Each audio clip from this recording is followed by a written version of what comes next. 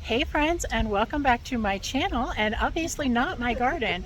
I'm actually here at the Florida Museum of Natural History, and they are having a plant festival, and they have a lot of flora-friendly plants, which you know is what I focus on, but they specifically have several natives, and two in particular that I'm about to put in my garden, and I wanted to talk about. And I've got Ryan here with me today, and he's going to talk about the coral honeysuckle and the starry rosinweed. And those of you that don't know, I also play violin, so I absolutely had to have a rosinweed, and I'm putting it under a fiddlewood tree.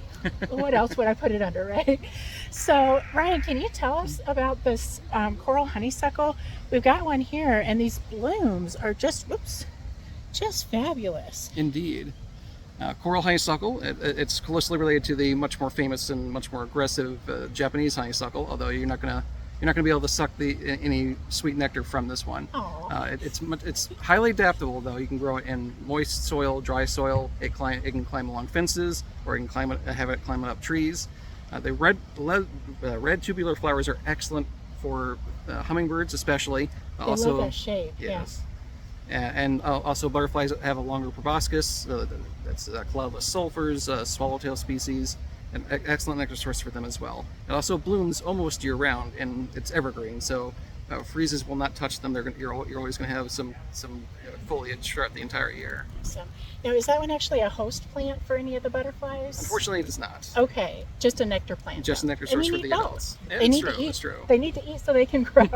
So cool. Well, let me hold on to that one, and then can you talk to me about this rosinweed? Because honestly, I just love it for the name, but I want to know more about it.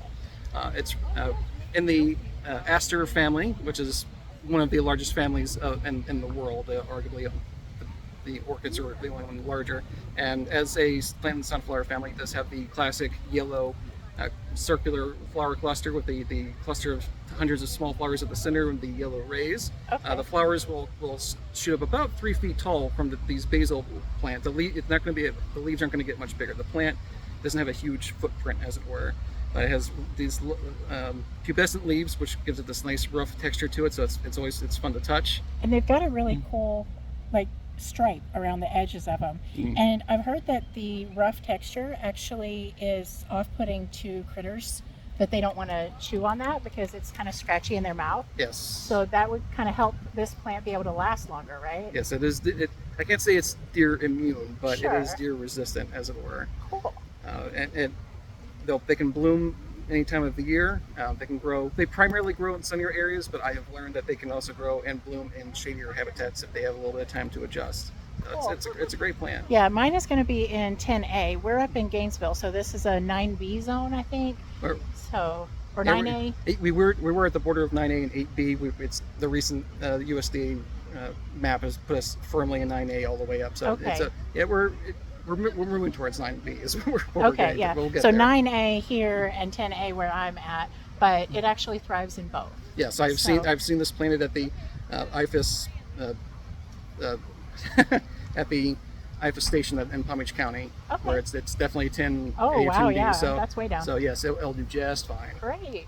Well, thank you so much, and thanks for joining my channel. I hope you all have a chance to enjoy your garden today. See you next time.